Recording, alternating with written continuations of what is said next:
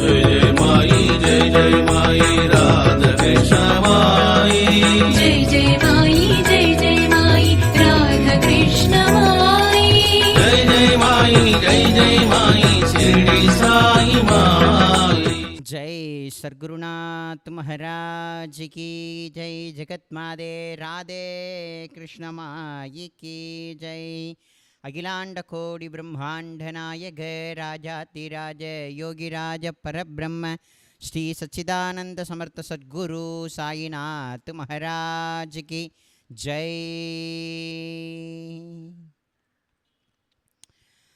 ध्यानमूलं गुरुर्मूर्ति पूजामूलं गुरुर्पादं मंत्रमूलं गुरुर्वाक्यं मोक्षमूलं गुरुर्कृपा। श्रीराम राम रामेति रमे रामे मनोरमे सहस्रनाम तत्तुल्यं रामनाम वरानने। श्रीराम राम रामेति रमे रामे मनोरमे सहस्रनाम तत्तुल्यं रामनाम वरानने। श्रीराम राम रामेति रमे रामे मनोरमे सहस्रनाम तत्तुल्यं रामनाम वरानने। जय सद्गुरुनाथ महाराज की जय। எல்லாம் அல்ல சத்குருநாதருடைய அருட்பெருங்கருணையினால் நம்ம சாய்நாதருடைய ஸ்ரீ சாயி லீலா சப்தாக பாராயணம் அப்படின்றத ஒன்று தொடங்கி இன்றைக்கு 7வது நாள்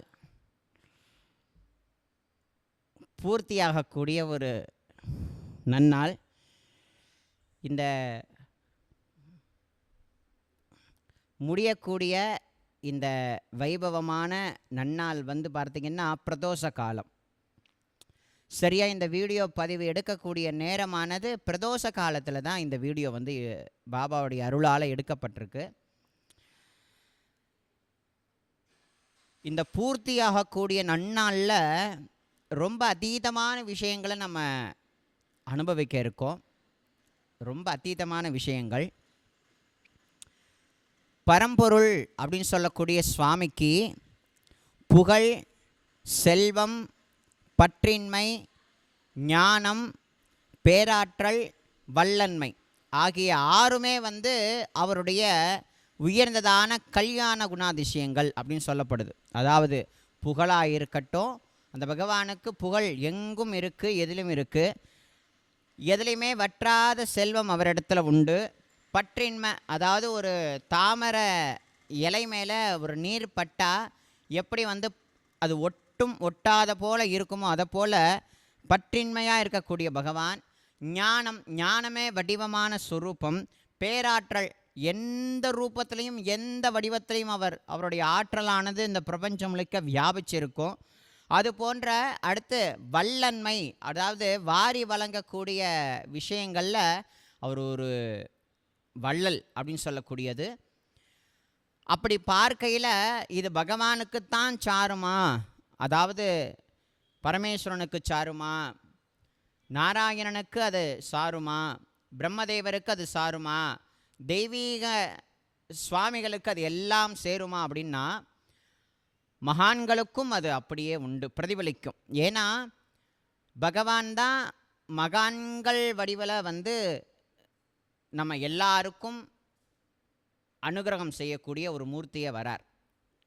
அதனால தான் குருர் பிரம்மா, குருர் விஷ்ணு, குருர் தேவோ மகேஸ்வரா, குருர் சாட்சாத் பரபிரம்மம் தஸ்மை ஸ்ரீ குரவே நமஹா அப்படின்றோம். பரபிரம்மே குரு வடிவில் வரும் அப்படின்றது சத்தியம். அந்த சத்தியத்தில் இப்போ நம்ம அனுபவிக்கிறோம். சாட்சாத் பரபிரம்மே ஷிரடின்ற ஒரு மாபெரும் கிராமத்தில் தன்னுடைய அவதார காரியத்தை ரொம்ப அற்புதமான முறைகளில் அவர் லீலா வினோதங்களில் செய்து கொண்டே இருக்கார். அவருடைய அந்த 12 உபதேச மொழின்னு சொல்லப்படுது. 11 உபதேச மொழிகள். அதில் என்னுடைய பக்தர்களுடைய நலன்களை என்னுடைய எலும்பு என்னிடத்துல பேசும் அப்படின்றார். என்னுடைய எலும்பு கூட அது விவரிக்கும், பேசும் அப்படின்றாரு. மேற்கொண்டு என்னன்னா என்னுடைய சர்வ சிந்தனை எல்லாமே என்னுடைய பக்தர்களை நோக்கி தான் இருக்குமே தவிர வேறு எதையும் நோக்கி இருக்காது அப்படின்றார். என்னுடைய பக்தர்களுக்காகத்தான் நான் இந்த பிரபஞ்சத்தில் வந்திருக்கேங்கிறது பாபாவுடைய ஒரு பெரியதான விஷயம். தன் பக்தர்களுக்காக அவர் எந்த அளவுக்கு கீழே இறங்கி, அவர் எந்த அளவுக்கும் வேணாலும் அவர் கீழே இறங்குவார். பாபா எந்த அளவுக்கு வேணாலும் இறங்குவார். பாண்டுரங்கன் துக்காராம் மகாராஜ் அப்படின்னு சொல்லக்கூடிய மகாராஜ்க்கு நம்ம அந்த ஆரதி துக்காராமா பாடுறோம் இல்லையா, அந்த துக்காராம் மகாராஜுக்காக சாட்சாத்து பாண்டுரங்கன் தூக்குமாட்டிக்க போயிருக்கார். அது ஒரு லீலை. அடுத்து துக்காராம் மகாராஜுடைய மனைவி கொதிக்க வாயில் பாலை வச்ச பிறகு அந்த வாய் வெந்துருமா. யார்? பாண்டுரங்கனோட உதடுகள் வெந்துருமா, அப்படியே துடிப்பானா. அந்த உதடுகளை பன்னீர் ரோஸால் வச்சு உத்தரம் கொடுப்பாராம் துக்காராம் மகாராஜ். அதே துக்காராம் மகாராஜுக்காக பகவான் பாண்டுரங்கன் சாக்கடெல்லாம் அள்ளியிருக்கார். அதே பாண்டுரங்கன் ஒரு பக்தனுக்காக சவரம் தொழில் வேலை பார்த்துருக்கார். அதே பக்தன் ஒருத்தனுக்காக, வேற ஒரு பக்தன் ஒருத்தனுக்காக இறந்து போன எருமை மாட்டெல்லாம் சுமந்து கொண்டு வந்திருக்கார். எப்படிப்பட்ட நிலையில் இருந்தாலும் அப்படிப்பட்ட ரூபத்தோட லாவண்யத்தோட தன் பக்தர்களுக்கு எதெல்லாம் தேவையோ அது எல்லாவற்றையும் கொடுக்கக்கூடிய சுவாமியா பகவான் இருந்திருக்கார். அதை போலவே பகவானுக்கு தான் அந்த அழகு, அந்த லீலை, அந்த கல்யாண குணம் அப்படிங்கிறத காட்டிலும் அவருடைய வடிவமாக இருக்கக்கூடிய மகான்களுக்கும் அந்த பிரதி ரூபத்துக்கும் அதனுடைய கல்யாண குணாதிசயங்கள் வந்து சேர்ந்துடும். அதனால தான் பாபாவுனுடைய புகழ் இந்த பிரபஞ்சம் முழுக்க வியாபிச்சாச்சு. அடுத்து என்னென்னா, செல்வம் கொட்டி கொடுக்கக்கூடிய ஒட்டுமொத்த செல்வமும் அவர்கிட்ட உண்டு. என்னுடைய கஜானா நிரம்பி வலியுது, எல்லாரும் எடுத்துக்கோன்ற, ஆனால் எல்லாரும் என்னை பார்த்து கொடுன்றாங்கன்றார் பாபா. அதே போல் எந்த விஷயத்துலையும் பற்றே கிடையாது. இன்றைக்கி அவரை ராஜாத்தி ராஜனா, யோகி ராஜனா கொண்டாடுறோம். ஆனால் அவர் ஏதோ ஒரு வீட்டில் போய் பிக்ஷை வாங்கி சாப்பிட்டுன்னு இருப்பார். அவருக்கு உடம்பெல்லாம் நகை. பாபா ஷிரடியில் சமாதி மந்திரில் அழகே வடிவான சொரூபம், பட்டு உயர்ந்த பட்டால் அவருக்கு என்ன உயர்ந்த ஆபரணம் என்ன, உயர்ந்த பட்டாடை என்ன, உயர்ந்த தங்க கிரீடம் என்ன, இப்படிலாம் இருந்தாலும் அன்னைக்கு ஃபக்கீர் கோலத்தில் இருந்த பாபா இப்போவும் அப்படியே தான் இருக்கார். தன் பக்தர்களுடைய அன்புக்கு கட்டுப்பட்டு தான் தன்னை அந்த மாதிரி வெளியில் காட்டிக்கொள்கிறாரே தவிர அவருடைய உண்மையான விசேஷம் என்ன அப்படின்னா, ஏழைக்கு ஏழையாக, பக்தனுக்கு பக்தனாக அப்படியே தான் சுவாமி இருக்கார். அநாத ரக்ஷகனா சுவாமி இருக்கார். யாராவது பசின்னு வந்துட்டா ஓடி போய் காத்து ரக்ஷணை பண்ணி அவங்களுக்கு அன்னம் கொடுக்கக்கூடிய ஒரு தாயா இருக்கார். யாருக்காவது என்னால் முடியலையேன்னு ஓடி சொல்லக்கூடிய ஒரு தந்தையா இருக்கார். எனக்கு வழிகாட்ட யாருமே இல்லையே அப்படின்னு தவிக்கக்கூடிய ஜீவன்களுக்கு ஒரு குருவாக இருக்கார். ஒவ்வொரு பக்தர்களுக்கும் ஒவ்வொரு வடிவத்தில் உறவாக இருந்து கொண்டு அனுகிரகம் பண்ணக்கூடிய சுவாமி. அப்படிப்பட்ட சுவாமியினுடைய பேராற்றல் பாபாவுடைய சச்சத்தில் நிறைய படிச்சிருப்போம். அவர் பூனையாக மாறுறார், எலியாக மாறுறார், பாம்பாக மாறுறார், நாயாக மாறுறார். அப்படி அவர் தான் என்ன மாதிரி வடிவத்தில் தன் பக்தர்களை அணுகணுமோ அந்த வடிவத்தை எடுக்கக்கூடிய அளவுக்கு அவருக்கு ஆற்றல் உண்டு. பஞ்சமகா பூதங்களையும் கட்டுப்படுத்தக்கூடிய ஆற்றல் உண்டு. எல்லா விதமான பேராற்றலும் அந்த சுவாமி கிட்ட உண்டு. அடுத்து என்ன, வல்லன்மை, வாரி வழங்கக்கூடிய தெய்வம். வந்தவரை பார்த்து பாபா எனக்கு இது கொடு அப்படின்னா என்கிட்ட இல்லை போடா அப்படின்னு சொல்லாத ஒரு வள்ளல் தன்மை குருநாதர்கிட்ட. ஆகையினால பகவான் கிட்டத்தான் அந்த 6 குணங்கள்ங்கிறத காட்டிலும் சத்குரு சாய்நாதர் கிட்டையும், சாய்நாதர் தான் இல்லை மகான்கள் கிட்டையும், மகான்கள் எல்லார்கிட்டையுமே இந்த 6 விதமான கல்யாண குணாதிசயங்கள் உண்டு அப்படின்றத நம்ம புரிந்து கொள்ளணும். பாபான்னு சொல்லக்கூடிய சுவாமி தன் பக்தர்களை ஈர்த்து இழுக்கிற ஒவ்வொரு சமயத்திலையும் அவர்களுடைய முற்பிறவிகளை கண்டறிந்து அந்த பிறவிக்கு ஏற்றாற் போல பலன்களை வாரி வழங்கக்கூடிய சுவாமி. ஒவ்வொரு பக்தர்களையுமே அவர் ஈர்த்து இழுக்கிறார் அப்படின்னா ஏதோ ஒரு ஜென்மால அவர்கள் பாபாவோடு ருணானுபந்தம் கொண்டவங்களாக தான் இருக்க முடியும். இல்லைனா அவர்கிட்ட யாரும் வர முடியாது. இன்றைக்கி பாபா கிட்ட நம்ம எல்லாருமே போகிறோம் வரோம் அப்படின்னா, பாபான்னு இந்த வாயால் சொல்கிறோம் அப்படின்னா, சாய்ராம்னு சொல்கிறோம் அப்படின்னா, அவருக்கும் நமக்கும் இடையில ஏதோ ஒரு விதமான பந்தம் இருக்குது. அந்த பந்தம் இருக்கிறதுனால தான் இன்றைக்கி நம்ம சாயி சாயின்றோம், பாபா பாபான்றோம், அவரை பற்றி பேசுகிறோம், அவருடைய பக்தர்கள் கூட நம்ம அன்பை காட்டுறோம். எல்லாம் அப்படி இருக்குதுன்னா என்ன அப்படின்னா அந்த ருணானுபந்தம். அந்த ருணானுபந்தம் ஜென்மாந்திரமானது அப்படின்றத பாபாவே பல பக்தர்கள் மூலமாக வெளிப்படையாக சொல்லியிருக்கார். பாபு சாஹேப் ஜோக், கப்பர்டே, தீட்சித் இவங்கெல்லாம் வந்து பார்த்திங்கன்னா ஒரே குருவுக்கிட்ட பணிவிடை செய்த குரு பந்துக்கலாம். அதில் பாபா தன்னையும் சேர்த்துக்கிறார். அதனால தான் நானா சாஹேப் சாந்தோர்கரை ஷிரடிக்கு இழுத்தேன், கப்பர்டேவை ஷிரடிக்கு இழுத்தேன், தீட்சித்தை ஷிரடிக்கு இழுத்தேன், பாபு சாஹேப் ஜோக்கை ஷிரடிக்கு இழுத்தேன், ராதாகிருஷ்ண மாய ஷிரடிக்கு இழுத்தேன், பிரதான் அவர்களை ஷிரடிக்கு இழுத்தேன். அந்த மாதிரி பாபா பலவிதமான விசேஷங்களில் பாபா சொல்லியிருக்கார். அப்படி சந்திராபாய் போர்கர் அப்படின்னு சொல்லக்கூடிய ஒரு பக்தர் 1892 வருஷத்தில் அப்போ தான் அந்த அம்மா ஷிரடிக்கு முதல்ல வராங்க. வந்த உடனே பாபா 7 பிறவிகளாக இவள் என்னுடைய சகோதரின்றார். நான் எத்தனை பிறவி எடுத்தாலும் அத்தனை பிறவியிலையும் என்னை ஃபாலோ பண்ணக்கூடிய இவள் என் சகோதரி அப்படின்ற ஒரு வார்த்தையையும் சொல்லியிருக்கார். இதே போல் யோகி ராம் சுரத்மன மகாராஜ் இப்போ லைவில் இருக்காங்க. இப்போ இந்த காலத்தில் லைவில் இருக்கக்கூடிய அம்மா தேவகி மாதாஜி அவங்க இப்போ திருவண்ணாமலையில் இருக்காங்க. இப்போவும் வாசம் புரிகிறாங்க, லைவில் வாழ்கிறாங்க அன்னை. அந்த அன்னையை பார்த்து மகாசமாதி கொண்ட யோகி ராம் சுரத்மன மகாராஜ் என்ன தெரியுமா சொன்னார்? இந்த யோகியின் நித்திய அடிமை இந்த தேவகி அப்படின்னார். நித்தியமான அடிமையா யார்? தேவகி மாதாஜி. நித்தியமான அடிமை அப்படின்ற வார்த்தை வருதுன்றது அவ்வளோ ஈஸி இல்லை. அந்த வார்த்தை வருதுன்றது அவ்வளோ ஈஸி இல்லை. அதை போல் பாபா நான் எத்தனை பிறவி எடுத்தாலும் இவளும் அத்தனை பிறவி எடுத்து என்னை விடாமல் என்னை பின்தொடரக்கூடியவள் என் சகோதரி அப்படின்றார் பாபா போர்கர், சந்திராபாய் போர்கர். அவருடைய கணவர் வந்து பார்த்திங்கன்னா ராமச்சந்திர போர்கர். அவருக்கு அவ்வளோவா பாபாட்ட ஈடுபாடு கிடையாது. இந்த அம்மாவுக்கு தான் நிறைய ஈடுபாடு. அவருக்கு வந்து நிறைய வேலை, எங்கன்னா அவுட்ரு வேலை, சிவில் வேலை, நிறையா பாலம் கட்டுறது, இந்த மாதிரி ஒர்க்கு தான் அவருடையது. அப்படி இருக்கக்கூடிய பட்சத்தில் அந்த அம்மா அடிக்கடி பாபாவை பார்க்க ஷிரடி வர்றது வழக்கம். 20 வருஷ காலம் பாபாவை தொடர்ந்து பார்க்க வந்த பக்த அந்த அம்மா தொடர்ந்து 20 வருஷ காலம் பாபா வாழ்கிற காலத்திலேயே 20 வருஷ காலம் பாபாவை தொடர்ந்து வந்து பார்த்து அவருடைய அனுகிரகத்தை பெற்ற ஒரு அன்னை இந்த சந்திராபாய் போர்கர்.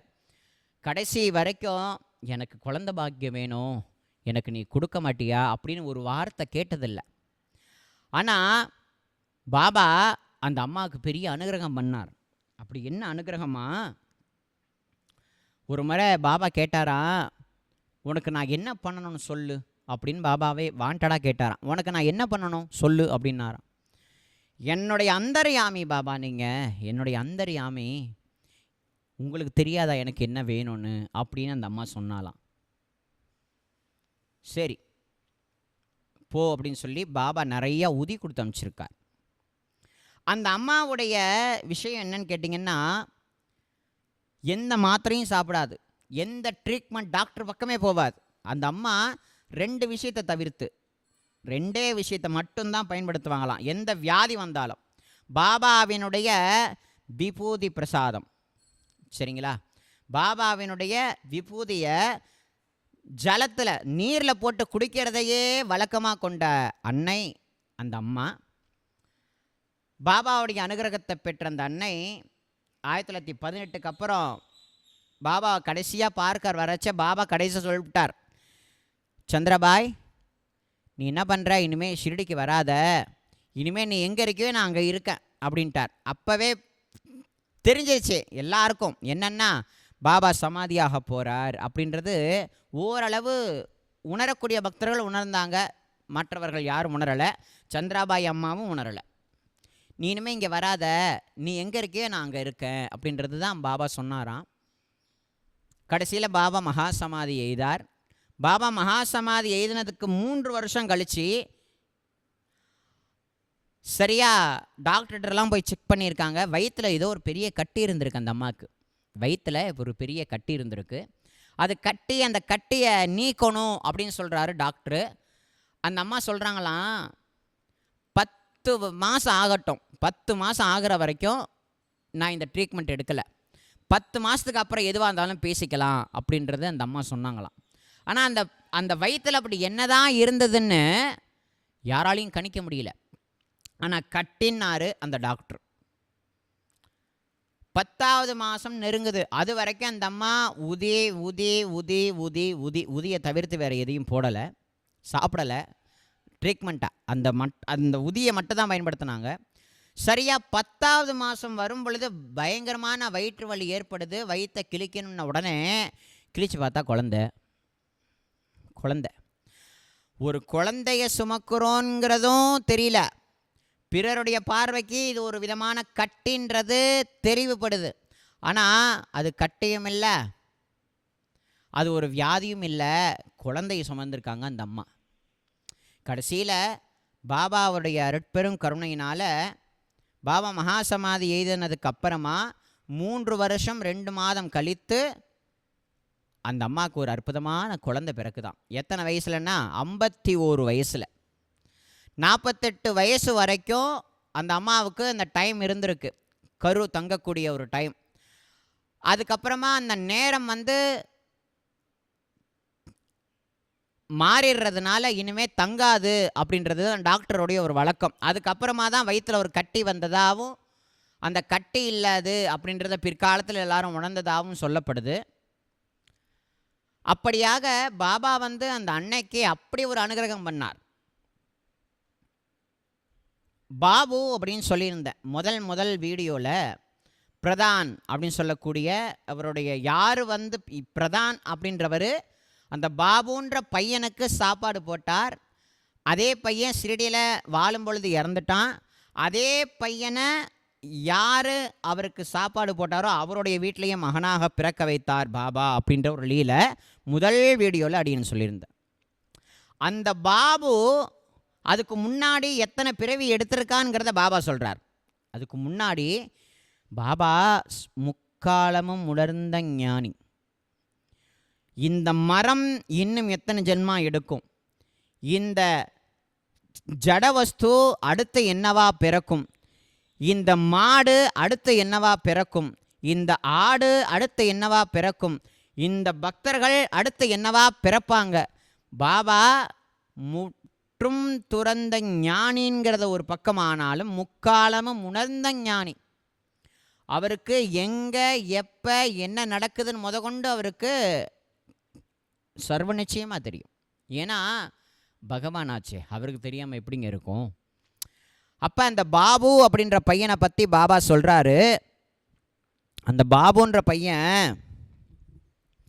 எங்கே இருந்தான் அப்படின்னா, ஷிரடியில் ஒரு வயசான கிழமை இருந்தானா. பாபாவே சொல்கிறார், அந்த கிழமை இருந்தான். ஒரு நாள் அந்த கிழவனுடைய மனைவி, குழந்தைங்க, அந்த மகள்கள், அவருக்கு 2 பொண்ணுங்க,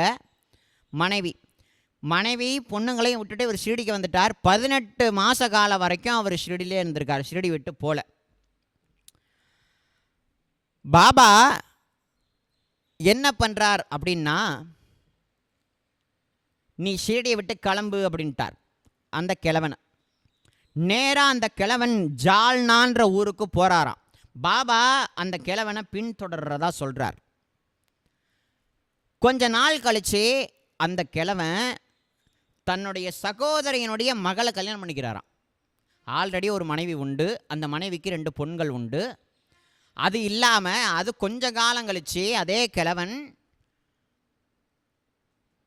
அந்த கிழவனுடைய சகோதரியினுடைய மகளை கல்யாணம் பண்ணிக்கிறாராம். என்ன மாதிரி ஒரு உறவு ரிலேஷன்ஸுங்கிறத பாருங்கள். இதெல்லாம் பாபா சொல்கிறார்.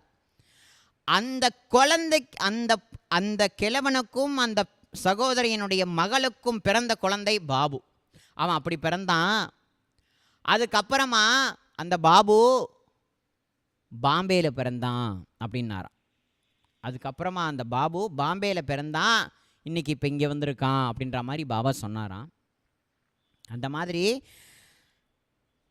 பாலா சாஹேப் பாடே அப்படின்னு சொல்லக்கூடிய பக்தர்.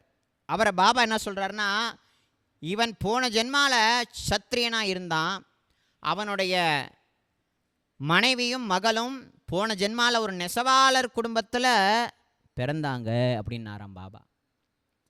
அது எல்லாத்தையும் காட்டிலும் கப்பர்டே அப்படின்னு சொல்லக்கூடிய ஒரு அற்புதமான பக்தர். கப்பர்டேன்னு சொல்லக்கூடியவர் ஒரு உயர்ந்ததான ஒரு பாபாவினுடைய பக்தர்.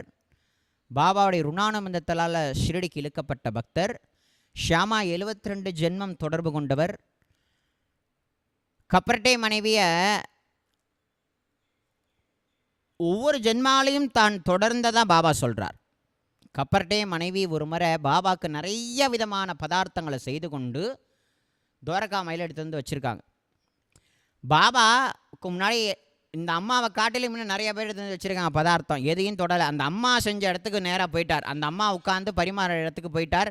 அந்த அம்மா செஞ்சதை மட்டும் நல்லா சாப்பிட்டார் பாபா. உடனே ஷாமா கோவம் வந்துச்சு, பாபா இதே மாதிரி டெய்லி நடந்துன்னு நீ என்னதான் பாபா நினச்சிட்ருக்க, எங்களால் ஒன்றும் முடியல பாபா, என்ன காரணம் பதில் சொல்லு பாபான்னு பாபா பிடிச்சிட்டாங்க. அப்படி பாபாவை வந்து பிடிக்கும் பொழுது பாபா சொன்னாராம்,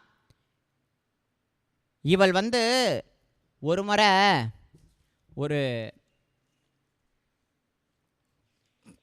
ஒரு பசுமாடாக இருந்தா, அதாவது ஒரு நிறைய பால் கொடுக்கக்கூடிய ஒரு கொழுத்த பசுவாக இருந்தால் ஒரு ஜென்மாவில். அந்த ஜென்மா முடித்ததுக்கப்புறம் ஒரு தோட்டக்காரனுடைய வீட்டில் பிறந்தா, அப்புறம் ஒரு சத்திரிய குடும்பத்தில் பிறந்தா, அப்புறம் ஒரு வணிகன் குடும்பத்தில் பிறந்தா, அப்புறமா பிராமண குடும்பத்தில் பிறந்திருக்கா. ஸோ இதெல்லாம் ஞாபகப்படுத்தும் பொழுது அவள் கொடுத்த சாப்பாட்டை நான் எப்படி நான் வேண்டான்னு சொல்லி நிராகரிக்கிறது, அதனால் சாப்பிட்டேன் அப்படின்னாரு பாபா. ஷாமான்னு சொல்லக்கூடிய பக்தர் வந்து ஒரு முறை பாபாவோட கண்ணத்தை கிள்ளி விட்டார். பாபா வந்து கிள்ளி விட்டார். உடனே கோபப்பட்டாராம், பாபா இது என்ன கண்ணத்தெல்லாம் பிடிச்சி கிள்றீங்க, 72 ஜென்மமாக நீ என் கூட பயணப்படுற, என்னைக்காவது உன்னை நான் தொற்றுப்பனா அப்படின்னாராம் பாபா. என்னைக்காவது ஒரு நாள் உன்னுடைய கண்ணத்தை நான் கிள்ளியிருப்பனா அப்படின்னாராம் பாபா. அப்படின்னா பாபாவுக்கும் நமக்கும் உள்ள அந்த பந்தம், ரிலேஷன்ஷிப் இருக்கே, அது எவ்வளவு ஆழமானதுன்றதை நம்ம எல்லாரும் உணரணும். நான் சொல்லக்கூடிய விஷயம் என்னென்னா, இன்றைக்கி கோடான கோடி பாபா பக்தர்கள் இருக்காங்க. இன்றைக்கி கோடான கோடி பாபாவின் பக்தர்கள் இருக்காங்க. எல்லா பக்தர்களும் அவரோடு ஆழ்ந்த ருணானுபந்தம் கொண்டவங்களானா இல்லை. எல்லா பக்தர்களும் ரொம்ப ஆழ்ந்த ருணானுபந்தம் கொண்டவர்களானா இல்லை. அதை கரெக்டாக நம்பணும். எல்லாருமே அவருடைய நாமத்தை சொல்கிறவங்க, அவருடைய ஷிரடிக்கு வரவங்க போகிறவங்க எல்லாரும் அவரை சாராத பாதி, அதாவது 100% அது சதவீதத்தை பிரிக்கிற அளவுக்கு நமக்கு அருகதை கிடையாது. ஆனாலும் சில விஷயங்களை நம்ம ஆழ்ந்து உணர்ந்து சொல்லலாம். ஏன்னா பாபா ஆல்ரெடி சொல்லியிருக்காரு, நான் சொன்னேன் இல்லையா, பூத்திருக்கக்கூடிய இந்த மாமரத்தை பாரு, எல்லா பூவும் அறுவடையானா எவ்வளோ நல்லா இருக்கும்னு அப்படி ஆகுதான்னு கேட்டிருக்கார் இல்லையா.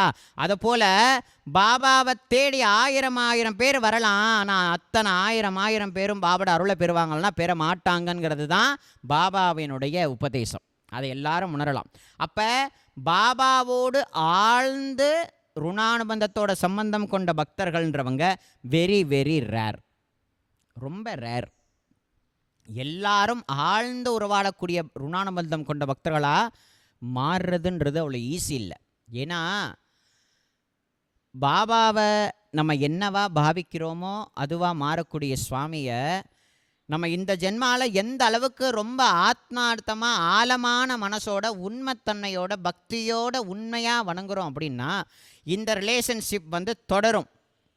ஆனால் இந்த தயிர் சாதத்துக்கு தொட்டுக்கிறதுக்கு ஊறுகாய் தயிர் சாதத்துக்கு ஊறுகாய் நல்ல டேஸ்டான ஒரு சைடிஷ். ஸோ இந்த தயிர் சாதத்துக்கு ஊறுகாய்ங்கிறத போல் பாபாவை ஊறுகாவாக நினைக்கிறோம் இல்லையா பல பேர். அதாவது கஷ்டம்னு வந்தால் பாபாக்கிட்ட வர்றது, சந்தோஷமாக இருந்தால் பாபாட்ட வரதில்லை, அப்படியே மறந்துடுறது அப்படின்றது பக்தர்கள்னு சொல்லக்கூடிய பக்தி, அதாவது கடவுள் நம்பிக்கை கொண்ட பக்தர்கள்னு சொல்லிக்கலாம். அவர்கள் எல்லாரையும் பாபாவின் பக்தர்கள்னு சொல்ல முடியாது.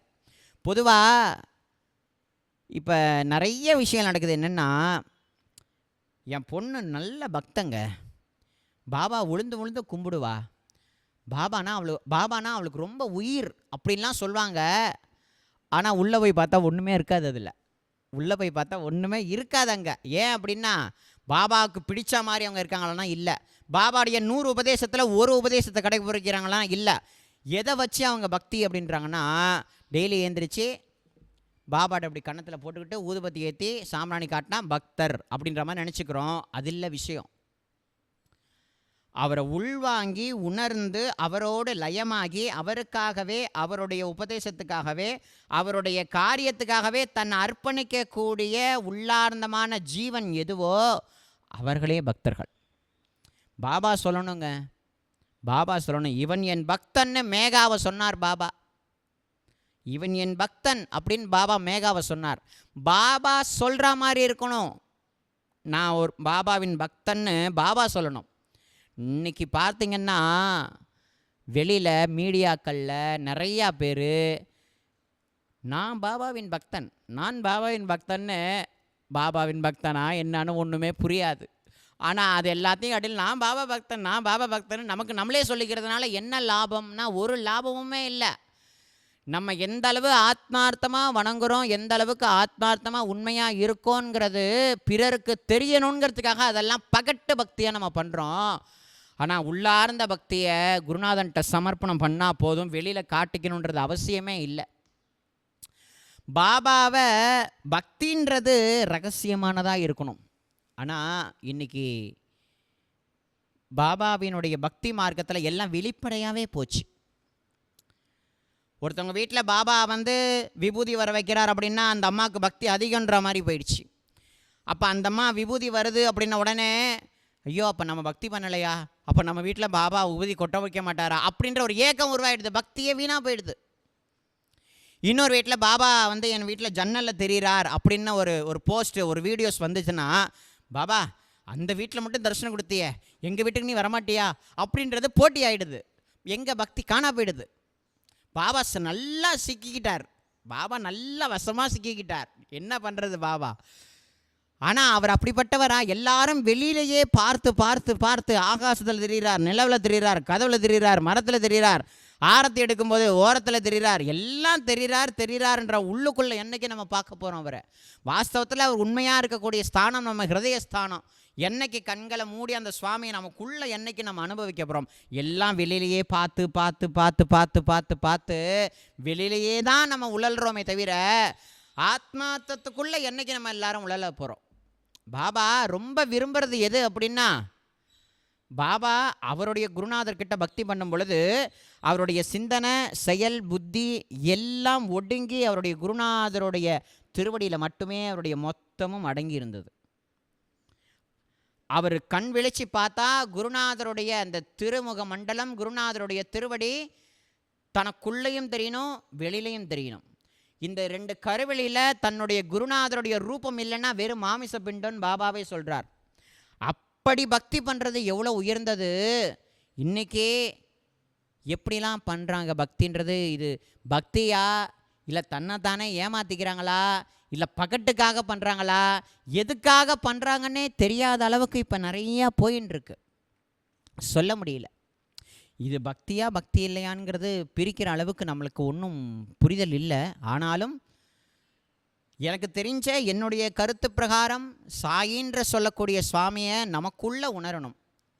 நம்ம பாபா மேலே பக்தி பண்ணுறோங்கிறது வெளியில் காட்டிக்காமல் இருக்கிறது தான் நல்லது, உத்தமமான பக்தி அதுதான். நான் பாபாவின் பக்தன்னு நமக்கு நம்மளே சொல்லிக்கிறது தான் பக்தியா? பாபா சொல்லணும் இல்லையா? அதனால் பக்தின்றது அது ஒரு விதமான போதை, ஒரு ஆனந்தமான போதை, ஒரு பேரானந்தமான போதை. அந்த ஆனந்தத்தை அனுபவிக்கக்கூடிய பாபாவினுடைய உண்மையான அடியார்களை இப்போ இந்த 2025 அடியேன் விரல் விட்டு தான் எண்ண முடியும்.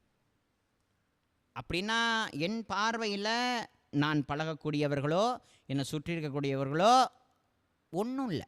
பாபாவின் பக்தியினுடைய ஒரு 100% ரசத்தில் அந்த அமுதத்தை, அந்த அமிர்தத்தை பருகி இருக்காங்கன்னா இல்லைன்ற. ஏன்னா அது ஒரு ஆனந்தமான நிலை.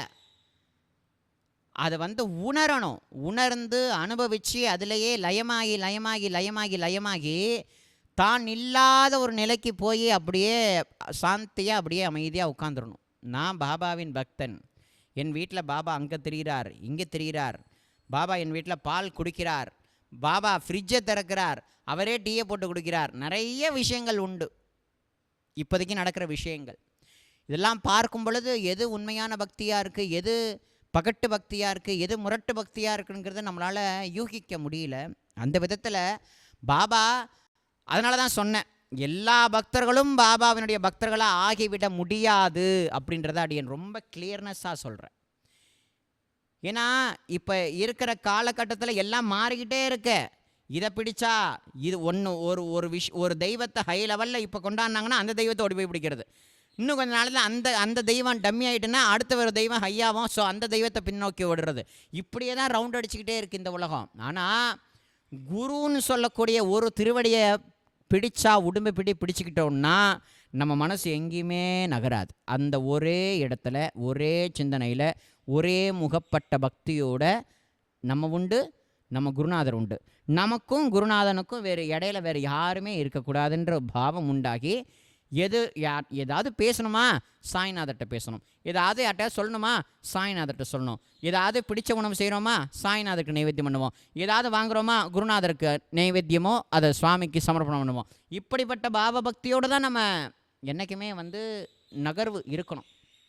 அந்த விதத்தில் எல்லா பக்தர்களும் பாபாவின் பக்தர்களாக ஆகிவிட முடியாது. அது ரொம்ப உண்மை. அதுபோல் பாபா ஜென்மமாக இருக்கக்கூடிய தன்னுடைய பக்தர்களை ஈர்த்து அவர்களுக்கு தேவையான விஷயங்களை கிருபை பண்ணி அப்படி ஆத்மார்த்தமாக பார்த்துக்கிறார். தன்கிட்ட வரக்கூடிய பக்தர்களுடைய கடந்த காலத்தையோ நிகழ்காலத்தையோ எதிர்காலத்தையோ ரொம்ப துல்லியமாக அறியக்கூடியவர் பாபா. தாத்யா சாஹேப் நூல்கர் அப்படின்னு சொல்லக்கூடிய உயர்ந்ததான பரம பக்தர். ஷிரடிக்கெலாம் அவர் வரமாட்டேன்ட்டார். ஞானியை பாபாவெல்லாம் மதிக்க மாட்டேன்ட்டார் ஆரம்ப காலத்தில். நானா சாஹேப் சாந்தோர்கர் அவர் பண்டரிபுரத்துக்கு போகிறார். இந்த தாத்யா சாஹேப் நூல்கர் பண்டரிபுரத்தில் வாசம் செய்யக்கூடிய ஒரு பக்தர். நீங்கள் ஷிரடிக்கு வரணும்னு டார்ச்சர் ப்ரெஷர் கொடுக்குறார். நான் உன் பாபாட்ட 2 பிரார்த்தனை வைக்கிறேன், உன் பாபா நிறைவேற்றினா நான் ஷிரடிக்கு வரேன், இல்லைனா வரமாட்டேன்ட்டார். அடுத்த செகண்ட் பாபா நிறைவேற்றினார். என்னென்னா ஒரு நல்ல பிராமணன் வீட்டுக்கு வேலைக்காரனாக வரணும், 1. நாக்பூர் ஆரஞ்சு பழம் வேணும்னார், வேண்டிக்கிட்டார். அடுத்த செகண்டு வந்துச்சு. அப்புறம் சொல்லுக்கு கட்டுப்பட்டு நானா சாஹேப் கூட நூல்கர் ஷிரடிக்கு வந்தார். பாபா கிட்ட வரும்பொழுது உனக்கு தேவையான அந்த பிராமண வேலைக்காரனையும் ஆரஞ்சு பழத்தையும் நான் தான் கொடுத்தேன்னார் பாபா. உளுந்துட்டார், அவ்வளோதான், முடிஞ்சிட்டு. ஞானியனுடைய வாக்கு உளுந்துட்டார். அப்போ அவரை மாதிரி நம்ம உழுவுறோமானா இல்லை, உளுந்தார், நல்லா உளுந்துட்டார். பாபாவே கதின்னு வாழ்ந்தார். பாபாவையே எல்லாமாவும் பார்த்தார். அடிக்கடி ஊருக்கும் ஷிரடிக்கும் போயிட்டு வந்தவர் ஷிரடியிலேயே நிரந்தரமாக இருக்கணும்னு ஆசைப்பட்டார். அவரை தீட்சித் வாடா சாத்தே வாடாவில் தங்க வச்சார் பாபா. அவருடைய துல்லியமான எதிர்காலத்தை பாபா கணிச்சார். இன்னும் கொஞ்ச காலத்தில் நூல்கர் இறக்க போகிறாருன்றதை பாபா முடிவு பண்ணார். அவரை பார்த்துக்கிறதுக்கு பாபா ஒரு ஆளை அப்பாயின்மெண்ட் பண்ணுறார். அந்த நபர் யார் அப்படின்னா சகஸ்ரபுத்தே அப்படின்னு சொல்லக்கூடிய பக்தர். அவர் நானா சாஹேப் சாந்தோர்கர் அண்டு ஹரி சீதாராம் தீட்சித் இவங்க 2 பேருடைய நண்பர். இவங்க 2 பேரும் பாபாவை நீ பார்க்க வான்னு சொல்லும் பொழுது பார்க்க வந்துட்டார். பார்க்க வந்த அன்னைக்கே சில குழப்பங்கள் நிறைய ஏற்பட்டுச்சு. வர வழியிலெல்லாம் பாபா பைத்தியக்காரன், அவர் ஒரு கேனப்பக்கிரி அப்படின்னு இஷ்டத்துக்கு கிளப்பி விட்டாங்க. ஏன்னா இவருக்கு தானே இல்லைங்க, அன்றைய காலகட்டத்தில் பாபாவை எப்படிப்பட்ட உயர்ந்த அதிகாரியோ சாதாரண பாமரனோ ஒரு ஏழையோ ஒரு பிச்சைக்காரனோ பாபாவை தரிசிக்கணும்னு ஆசையாக வரக்கூடியவர்களை தடுத்து நிறுத்தி அவருடைய மனதை குழப்பக்கூடிய அளவுக்கு அங்கேயே நிறைய இடர்பாடுகள் இருந்தது. ரயில்வே ஸ்டேஷன்லேயே அவ்வளோ இடர்பாடுகள் இருந்திருக்கு.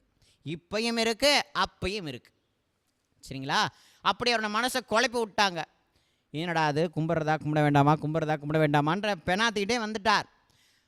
பாபா என்ன பண்ணார் தெரியுமா? வந்த உடனே அவ்வளோ கோவப்பட்டார் சகஸ்ரபுத்தே மேலே.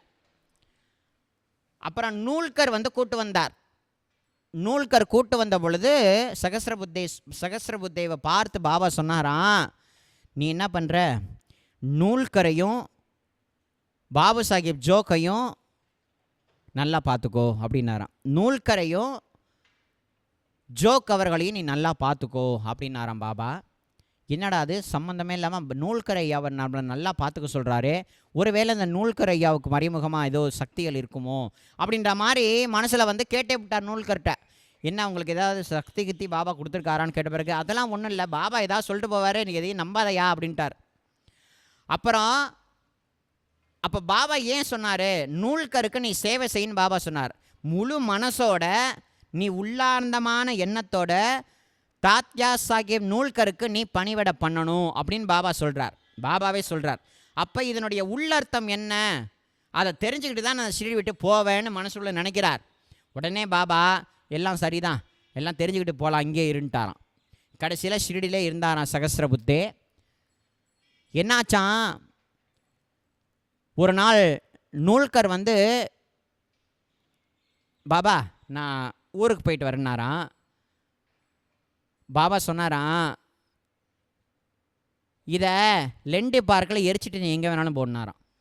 எதை சொன்னார் தெரியுமா, தாத்யா சாஹேப் நூல்கருடைய உடம்பை பார்த்து இதை லெண்டி பார்க்கில் எரிச்சிட்டு நீ எங்கே வேணாலும் போடனாராம். அப்போ அவருக்கு புரியல, மகள் சாலபதி கூட இருந்தால் அவருக்கு புரியல. ஆனால் ஒரு விஷயம், நூல்கருக்கோ யாருக்கோ ஏதோ ஒன்று ஆக போகுதுங்கிறது மட்டும் அந்த பக்தர்கள் கணிச்சிட்டாங்க. அதே சமயத்தில் நூல்கர் அவருக்கு உடம்பு சரியில்லாமல் போச்சு. அப்புறம்தான் சகஸ்ரபுத்தேன்னு சொல்லக்கூடிய பக்தர் ஊருக்கு போகணுன்னாராம். பாபா சொன்னாராம், அவன் நாய் மாதிரி இந்த ஊரில் இருக்கட்டும், அவனால் இங்கே காரியம் ஆக வேண்டி இருக்குன்னாராம் பாபா. உடனே சகஸ்ரபுத்தே அந்த நூல்கரன்றவருடைய அந்த திருமேனியை பார்த்துக்கிட்டு அவருடைய நோய்க்கு உண்டான மருந்துகள் கொடுக்கறது, அவருக்கு சுசுரூஷை பண்ணுறது எல்லாம் பார்த்துட்டு இருந்திருக்கார். கடைசியில் அவருடைய பையன் விஸ்வநாத் நூல்கர் ஷிரடிக்கு வந்தார். ராதாகிருஷ்ணமய அம்மா கிட்டேருந்து உதி பாபாவுடைய அபிஷேக தீர்த்தம் எல்லாத்தையும் வாங்கி கொண்டார். கடைசியில் தன் தகப்பனான நூல்கர் அவர்களுடைய வாயில பாபாவுடைய திருநீரையும் தீர்த்தத்தையும் கொடுத்தார். அதுக்கப்புறமா ஃபைனலாக சகஸ்ரபுத்தே தீர்த்தம் கொடுக்கும் பொழுது உயிரை விட்டார் நூல்கர். எங்கன்னா ஷிரடி சேத்திரத்திலேயே. கடைசியில் பாபா அவருடைய கிருப்பையினால், ஓ தாத்யா என்னை விட்டு போயிட்டியா, இனிமேல் அவன் பிறக்க மாட்டான்னாராம் பாபா. பாபா அதுக்கு முன்னாடி ஒரு வார்த்தை சொன்னார், ஊருக்கு போடணும்னு ஆசைப்படுறியா, இதை எரிச்சிட்டு நீ எங்கே வேணாலும் போனார் இல்லையா, எதை, நூல்கர் உனக்கு மரணம் இல்லை நூல்கர், நீ அழியாத ஆத்மா, உன்னுடைய உடம்பை நீ லெண்டி தோட்டத்தில் எரிச்சிட்டு நீ எங்கே வேணாலும் போ. அந்த சூக்ஷ்மமான வார்த்தைகள். அப்படி பாபா எண்ணற்ற விதமான பக்தர்களை ஈர்த்திழுத்து ரொம்ப அனுகிரகம் பண்ணார். பாபா வந்து லெண்டி தோட்டம் வழியே வரார். நிறையா ஆட்டு மந்த கூட்டம் வருது. 2 ஆட்டை பார்த்துட்டார் பாபா. 32 ரூபா கொடுத்து அந்த 2 ஆட்டை வாங்கி அப்படியே அணைச்சி பருப்பு வாங்கி ஊட்டி விட்டுட்ருக்கார். ஷியாமா தாத்தியா பண்ணால பயங்கரமான கோபம். பாபா ஒரு ஆடு 2 ரூபா தான் பாபா, நீ என்ன பாபா 32 கொடுத்து ஏமாந்து போயிட்ட, ஏமாற்ற எல்லாரும் காசை கொடுக்கறதுனால தானே உனக்கு காசோட அருமை தெரியல பாபான்னாராம். அப்போ பாபா சொன்னாராம், ஷியாமா தாத்தியா எனக்கு குடும்பம் குழந்தை குட்டி எதுவும் கிடையாது, நான் ஒரு ஃபக்கீர். ஆனால் இந்த 2 ஆட்டோட கதையை சொல்கிறேன் கேளுன்னாராம். ஒரு புது கதை, நமக்கும் இந்த கதைக்கும் தொடர்பு இருக்குது, சொல்கிறேன். அந்த ஆட்டுக்குட்டிங்க போன ஜென்மாவில் மனுஷ பிறவியோடு இருந்தது. என் கூட இருந்து என் கூடவே உட்காரக்கூடிய பாக்கியம் அதுக்கு கிடச்சிது. 2 பேரும் அண்ணன் தம்பியாக இருந்தானுங்க. நல்லா தான் இருந்தது வாழ்க்கை. கடைசியில் என்னாச்சுன்னா, பெரியவன் சோம்பேறி, இளையவன் நல்லா உழைக்கக்கூடியவன். பெரியவன் இளையவனை பார்த்து பொறாமப்பட்டான். கடைசியில் என்னாச்சுன்னா, இளையவன் சேர்த்து வைத்த அத்தனையும் தான் அபகரிக்கணும்னு அண்ணங்காரன் நினச்சான். கடைசியில் பெரியவன் இளையவனை கொல்றதுக்கு எவ்வளவோ பிளான் பண்ணால் எந்த பிளானும் ஒர்க் அவுட் ஆகலை. பயங்கரமான கோபத்தோட வெறியோட பெரியவன் என்ன பண்ணான்னா, ஒரு பெரிய பாறை எடுத்து தம்பி தலையில் போட்டான். உடனே என்னையே நீ அடிச்சிட்டியான்னு சொல்லி தம்பிக்காரன் எடுத்து ஒரு மம்புட்டி காம்பால் எடுத்து அண்ணனை அடித்தான். 2 பேரும் செத்து போயிட்டாங்க. கடைசியில் இந்த 2 ஆடாக பிறந்தாங்க. இதெல்லாம் எனக்கு ஞாபகம் வந்துட்டு, அதனால தான் நான் வந்து தூக்கி கொஞ்சினேன், உங்களுக்கெல்லாம் இந்த விவகாரம் தெரியாது அப்படின்னாராம் பாபா. அப்போ பாபான்னு சொல்லக்கூடிய சுவாமி கூட உட்காரக்கூடிய பாக்கியம் அந்த 2 இளைஞர்களுக்கு கிடைச்சிது. மனுஷ பிறவி எடுத்து பாபா கூட உட்காரக்கூடிய பரம பாக்கியம், பரம்பொருளான சுவாமியினுடைய ஒரு சொரூபத்து பக்கத்தில் உட்கார்ந்து அவரை சேவிக்கக்கூடிய பாக்கியம் கிடைச்சும் தவற விட்டாங்க. பாபான்னு சொல்லக்கூடிய சுவாமி கிட்ட இருக்கோமே, அவர்கிட்டேருந்து நம்ம எதை பெறணும், அவர் எதற்காக நமக்குள்ள நம்மளை தேடி வந்திருக்கார், எதுக்கு நம்மளை பக்கத்தில் உட்கார வச்சிருக்கார், நம்ம ஜென்மம் எடுத்ததனுடைய பிறவி பயனை கொடுக்கக்கூடிய பரமாத்ம ரூபமான குருநாதர் நம்ம கூட இருக்காரு. பிறவி பயனை நம்ம அடையணுங்கிறத ஒரு பிரார்த்தனை வைத்துக்கொண்டு குருநாதர்கிட்ட பக்தி செய்யணும், குருபக்தி பண்ணணுன்ற ஒரு பக்தியோ ஞானமோ வைராக்கியமோ நமக்கு வரணுங்கிறதையும் வேண்டிக் கொள்ளாமல் ஊதாரித்தனமாக பணம் காசு மேலேயே, அதாவது இந்த உலக ரீதியிலேயே பற்றுக்கொண்டு பாபா கூடவும் இருந்து கொண்டு கடைசியில் பிறந்த பயனும் போச்சு. என்னாச்சு? பிறந்த பிறவியினுடைய பயனும் போச்சு, வாழக்கூடிய வாழ்க்கையும் போச்சு. தேவையில்லாத காசு பணத்துக்காக 2 பேரும் அடிச்சுக்கிட்டு இறந்து போயிட்டாங்க. இறக்கப்பட்ட அந்த ஜீவன்கள் தான் மறுபிறவியில் ஆடுகளாக பிறந்தாங்க. அதே போல் பாம்பு தவளை, உங்கள் எல்லாருக்கும் இந்த கதையை நான் சொல்லி பல முறை சொல்லியிருக்கேன். பாம்பு தவளையாக வந்தது யார்? வீரபத்ரப்பா சனபசப்பா அப்படின்னு சொல்லக்கூடிய ஒரு இது சிவபக்தனுடைய கணவன் ஒரு பெரிய கஞ்சன், ஊரில் பெரிய ஆள். எல்லா மக்களும் சேர்ந்து அந்த பெரியாள் கஞ்சன் கிட்ட இந்த கோயிலை, சிவன் கோவிலுக்கு எப்படியாவது கட்டணுயான்னு சொல்லி பணங்காசை கொடுத்தா, அந்த பணங்காசை ஒன்றுமே செலவு பண்ணாமல் அத்தனை காசையும் ஆட்டையை போட்டார் அந்த கஞ்சன். கடைசியில் என்னாச்சு அப்படின்னா, மனைவியினுடைய கனவுல பெருமான் தோன்றி, உன்னால் எது முடியுமோ அதை செய், எனக்கு உன்னுடைய பக்தி தான் முக்கியம், உன் சக்திக்கு என்ன முடியுமோ செய்யின உடனே அந்த அம்மா எல்லா நகையும் எடுத்து போய் இவருக்கு தெரியாமலே வைக்கணும்னு நினச்சிது.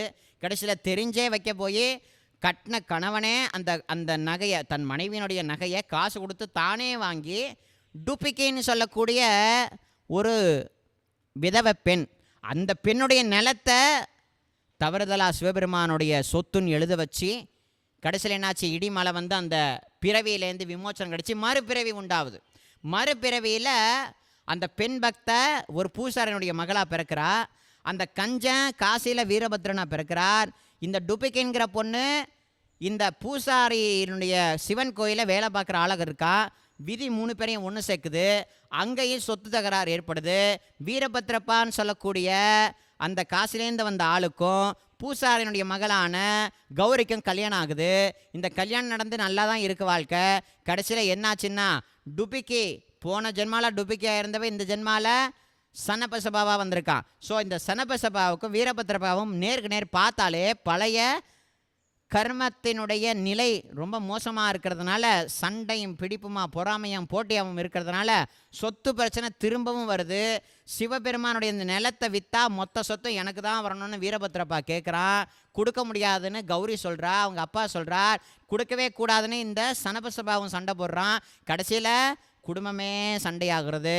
வீரபத்ரப்பா பாம்பு மாதிரி சீர்றான், அந்த சனபசப்பா தவளை மாதிரி பயப்படுறான். கடைசியில் எல்லாரும் அடிச்சுக்கிட்டு சாகுறாங்க.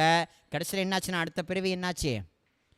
சீர்னதுனால வீரபத்ரப்பா பாம்பாவும், பயந்து நடுங்கினதுனால சனபசப்பா தவளையாகவும் பிறந்தார். அப்படி நடுங்கும் பொழுது பாபா கிட்ட போய் அடைக்கலம் வந்துட்டார் அந்த சனபசப்பா. பாபா என்னை நீங்கள் தான் ரட்சிக்கணும்னு சொன்ன உடனே பாபா அந்த பிரிவில் வரம் கொடுத்தாராம். நீ கவலைப்படாத, உனக்கு ஆபத்துன்னு ஒன்றுனா நான் வந்து உன்னை ரட்சணை பண்ணுவேன்னாராம். அதே போல் பாபா இந்த பிறவியில் பாபா ஷிரடிக்கு வந்ததுக்கப்புறமா ஒரு வயக்காட்டு ஓரமாக பாம்பு தவளையை பிடிச்சின்னு இருக்கு. 12 நிமிஷத்தில் அந்த தவளையை முடுங்கிடும்ங்கிற வழிபோக்கன்னு சொல்கிறான். நான் எதுக்கு இங்கே வந்திருக்கேன், அந்த தவளையை நான் காப்பாற்றுறேன் பாருன்னு சொல்லி பாபா போகிறார். வீரபத்ரப்பா சனபசபா விட போறியா இல்லையா? இந்த ஜென்மாவிலையுமா நீ இந்த மாதிரி இன்னும் வெறி கொண்டு இருக்க, தயவு பண்ணி சனபசபா விடுன்னாராம். விட்டார்.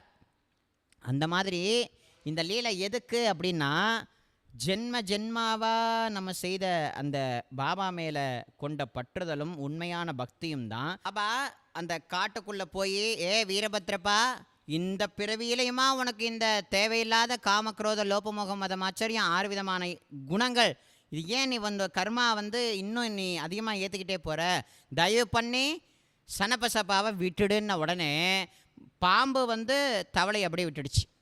ஸோ அந்த மாதிரி பாபா எப்பயோ உறுதிப்பாடு கொடுத்தார், எப்பயோ உறுதி கொடுத்தார், அதை இன்னைக்கு வந்து காப்பாற்றினார் இல்லையா? அதை போல் நிறைய பக்தர்கள், எண்ணற்ற பக்தர்களை பாபா ஷிரடிக்கு இழுத்தார். அத்தனை பக்தர்களையுமே வந்து பாபா ஒவ்வொரு ஜென்மாலையும் பின்தொடர்ந்து கொண்டே இருக்கிறார்ன்றது பரம சத்தியம். ஜிஜி நார்கேன்னு சொல்லக்கூடிய பக்தரை ஷியாமா இன்ட்ரடியூஸ் பண்ணி வைக்கிறார். இவர் இந்த ஊர், இவர் இங்கிருந்து பிறந்தார், இவருடைய அம்மா அப்பா இப்படி அப்படிலாம் இன்ட்ரடியூஸ் பண்ணி வைக்கிறார். பாபா சொன்னாராம், நீ எனக்கு இவனை அறிமுகப்படுத்துறியான்னாராம். பாபா என்ன தெரியுமா சொன்னார்? 30 பிறவிகளாக இவனை நான் பின்தொடர்ந்துக்கிட்டு இருக்கேன்னாராம். 30 ஜென்மாவா ஜிஜி நார்கேனுடைய லைஃப்பில் நான் இருக்கேன் அப்படின்னாராம்.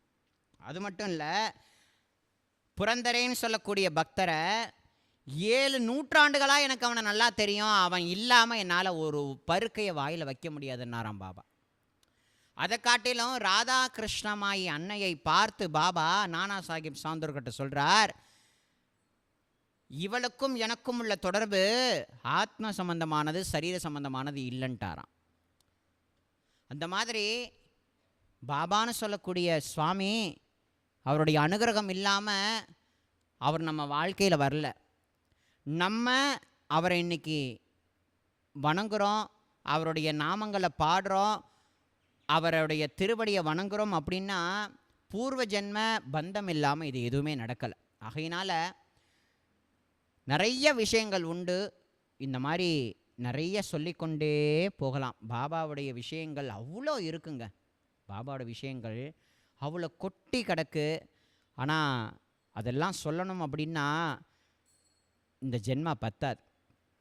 ஆகையினால் இந்த சப்தாக 7 நாள் சப்தாக லீலா பாராயணத்தில் அடியனால் முடிஞ்ச அளவுக்கு பாபா அனுகிரகம் பண்ணதனுடைய ஒரு விளைவாக நிறைய விஷயங்களை குருநாதர் சொல்ல வைச்சார்.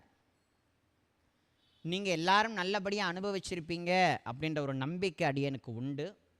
ஏன்னா நிறைய பேர் ஃபோன் பண்ணி இந்த மாதிரி ரொம்ப நல்லா இருக்குது, இதை நீங்கள் தொடரணும் அப்படின்னு நிறைய பேர் கேட்டுக்கிட்டீங்க. இது தொடரணும் அப்படின்றது மனதில் எண்ணம் உண்டு.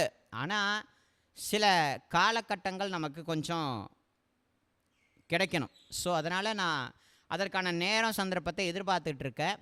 அப்படி நேரமும் சந்தர்ப்பம் ஏற்படுமானால் அடியன் தொடர்ந்து இதே போல் பாபாவினுடைய விஷயங்கள் அடியன் நிறைய சொல்லணுங்கிறது என்னுடைய ஒரு எண்ணம். அந்த எண்ணத்தையும் குருநாதருடைய அந்த திருவடியிலேயே அடியன் சமர்ப்பிக்கிறேன். நீங்களும் பிரார்த்தனை பண்ணிக்கிங்க, நிறையா சொல்லணும், நிறையா கேட்கணும். ஏன்னா அவருடைய லீலைகளை கேட்க கேட்க கேட்க கேட்க நம்மளுடைய மனசு, புத்தி, செயல் எல்லாமே அவர்கிட்ட ஒடுங்கிடும். பக்தி, ஞானம், வைராக்கியத்தை இது தானாகவே கொடுத்துரும். இந்த உலகத்தை பார்க்கும் ஒவ்வொரு விஷயங்கள்லையும் அவர் இருக்கிறத நல்லா உணரலாம், அனுபவிக்கலாம். சரிங்களா? ஆகையினால் பாபாவுடைய அருளால், அடியனால், குரு கிருப்பையினால் கிடைச்ச இந்த லீலைகளை வந்து உங்கள் எல்லாருடைய காதுகளுக்கும் மனசுக்கும் குருநாதர் கொடுக்க சொல்லி கொடுக்கப்பட்டது. எல்லாரும் கேட்டு அனுபவிச்சிருப்பீங்க. உங்கள் எல்லாருக்கும் அடியனுடைய நமஸ்காரங்கள். அடுத்து நிறைய வீடியோஸ் நம்ம சேனலில் வரப்போகுது, தொடர்ந்து எல்லாரும் ஃபாலோ பண்ணுங்கள். பாபாவுடைய சாயி சச்சரிதத்தையே அடுத்து அடியன் சொல்லணும்னு முயற்சி பண்ணி சில வீடியோஸ்லாம் எடுக்கணுன்ற மாதிரி இருக்கேன். பாபாவினுடைய பரம பக்தை ராதா கிருஷ்ணமாயி என்னுடைய வரலாறையும் இதே போல் ஃபுல்லாக சொல்லணுங்கிறதும் அடியனுடைய ஒரு எண்ணம். நிறைய எண்ணங்கள் உண்டு. அந்த எண்ணங்களை குரு கிருப்பையினால் அவர் கொடுத்தார் அப்படின்னா இந்த சேனல் வழியாக அடியன் நிறைய சமர்ப்பிக்கிறேன். நீங்கள் பார்த்து எல்லாத்தையும் அனுபவிக்கணுன்றதையும் பிரார்த்தனை பண்ணிக்கிறேன். நாளைக்கு குரு பூர்ணிமா வைபவம் உங்கள் எல்லாருடைய சார்பாகவும் நம்ம சேனல் சார்பாகவும் அடியன் உட்கார்ந்து பேசிக்கொண்டு இருக்கக்கூடிய ஸ்ரீ சிவசித்த ஷிரடி சாய்பாபா ஆலயத்தில் குரு பூர்ணிமா அன்னைக்கு மத்தியான காலத்தில் அன்னதானம் பண்ணுறோம். நம்ம சேனல் சார்பாகவும் பார்க்கக்கூடிய உங்களுடைய சார்பாகவும். ஆகையினால் அந்த அன்னதானமும் குருவுடைய கிருபை. எல்லாருக்காகவும் பிரார்த்தனை பண்ணிக்கிறோம். குரு பூர்ணிமா தினத்தில் சாய்நாதருடைய அந்த சொரூபத்தையே, அவருடைய லீலைகளையே, அவருடைய திருவடியையே சதா நினைக்கணும் அப்படின்றத வேண்டிக்கிறேன். முடிஞ்ச அளவு அந்தி காலத்தில் மாலை நேரத்தில் 21 தீபங்கள் போட்டு அந்த முக்கோண சைஸில் வரும். அதாவது 1 2 3 4 5 6 21 விளக்கு. நீங்கள் எந்த பாபா கோவில்களுக்கு போகிறீங்களோ அந்த பாபா கோவில்களில் நீங்கள் அவசியம் ஏற்றணும் குருவுடைய கிருப்பையினால். ரொம்ப சந்தோஷம்.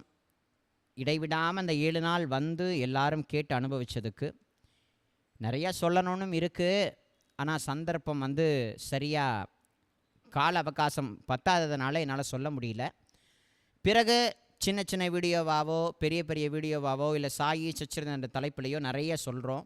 எல்லாரும் கேட்டு அனுபவிக்கலான்றதையும் பிரார்த்தனை பண்ணிக்கொண்டு, குருநாதருடைய அனுகிரகம் உங்கள் எல்லாருக்கும் பரிபூர்ணமாக கிடைக்கட்டும், அன்னை ஜெகத்மாதாவினுடைய அனுகிரகமும் உங்கள் எல்லாருக்கும் கிடைக்கட்டும்ங்கிறதையும் பிரார்த்தனை செய்து கொண்டு நமஸ்கரிச்சுக்கிறேன். ஜெய் சச்சிதானந்த சத்குரு சாயிநாத் மகாராஜ் கி ஜெய். ஜெகத்மாதே ராதே கிருஷ்ணமாயி கி ஜெய்.